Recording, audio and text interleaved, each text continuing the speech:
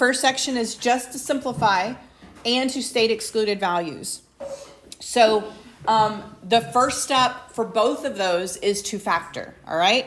And so we're going to factor I'm going to factor the top and the bottom here. Factors of 56 that add up to 15. Okay.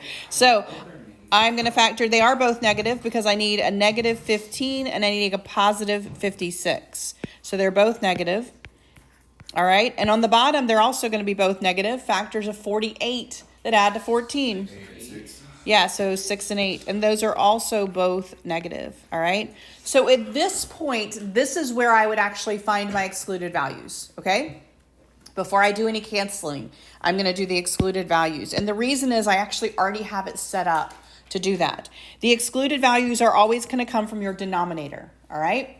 Take each group and set it equal to 0. So I'm going to say v minus 6 equals 0. Well, if you add 6 to both sides, v would equal 6. V minus 8 equals 0. If I add 8 to both sides, v would equal 8. Those are my excluded values. So v cannot equal 6 or 8. If they do, then the bottom would be 0 because I just set them equal to 0 to figure those out.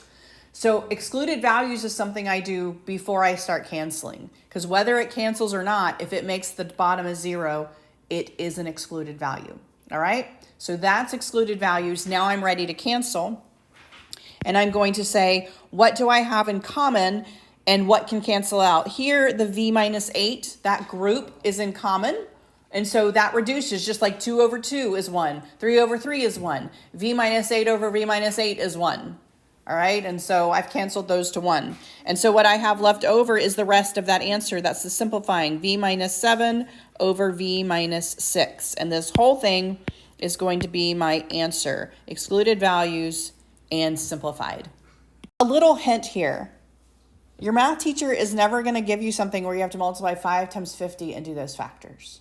So if you see numbers that large, you probably need to look for something in common, right?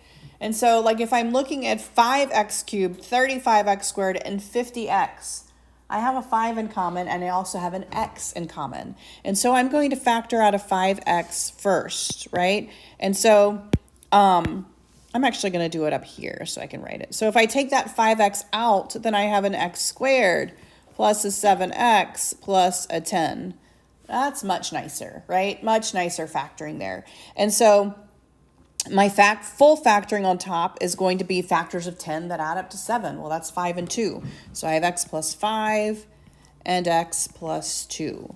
Same thing on the bottom. I'm not going to make you multiply 3 times 35. If you're not sure, 3 goes into 3 and 3 goes into 12. If you don't know about the last guy, add up the digits. 5 plus 3 plus 1. That's 9. 3 will go into it, okay? If they add up to something 3 is divisible by, then the whole number is divisible by it. So 3x will actually come out of this bottom here. And so if I do that up here, I'm going to do it small so that I can figure out what this factoring is. That's going to be x squared. This is going to be 4x. And then this is going to be 45. Now I need factors of 45 that subtract to give me 4, right? So a negative 9 and a positive 5 would work, right? So I'm going to say positive 5, negative 9, and that is my factoring. So at this point, I'm going to look for excluded values, all right, before I do any canceling. And here, this is why I wanted to show you this one, because I'm going to set the 3x equal to 0. I'm going to set the x plus 5 equal to 0, and I'm going to set the x minus 9 equal to 0.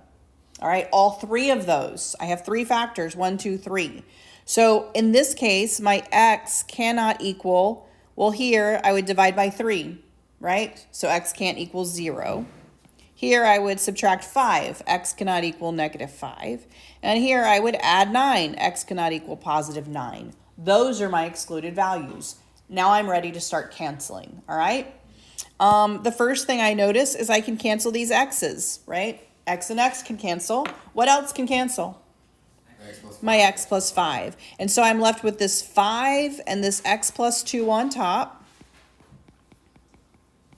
And I'm left with this 3 and this x minus 9 on bottom.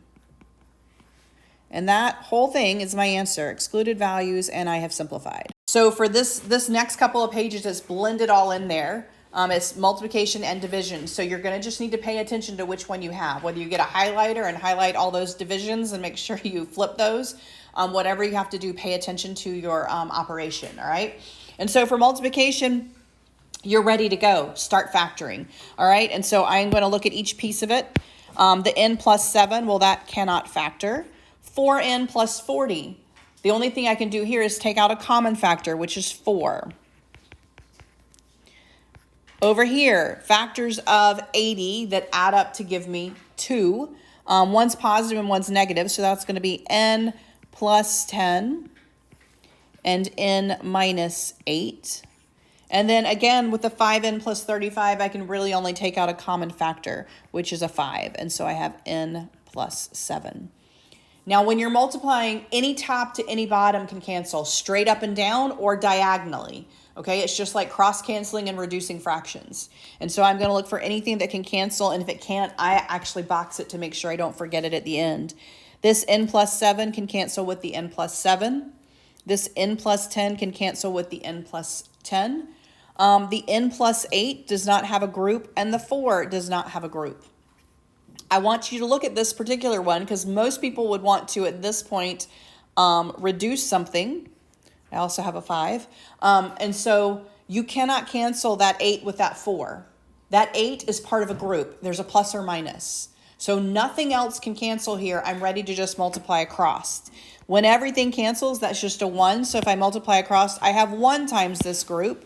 Well, that's just the group. On the bottom, I have 4 times 5. That gives me a 20.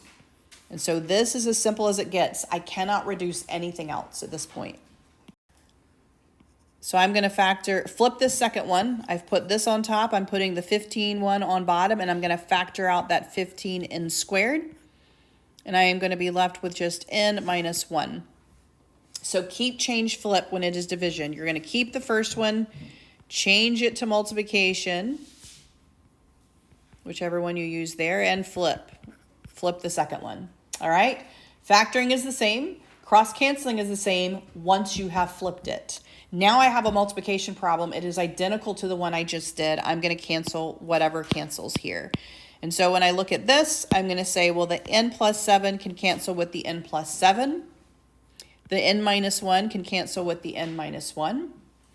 The n plus minus 4 will not cancel with anything, but I do have this 10 and 15. You're going to reduce those just like you would a fraction. What goes into 10 into 15? 5 does. So 10 divided by 5 is 2. 15 divided by 5 is a 3. And so when you're doing this one, now I'm ready to just multiply across. I have the n minus 4 times the 2. You can leave it in factored form. You do not have to distribute. And on the bottom, I have 3 and that n squared there. So I have 3n squared. And that's as simple as it can get. I cannot simplify it anymore. That is my answer.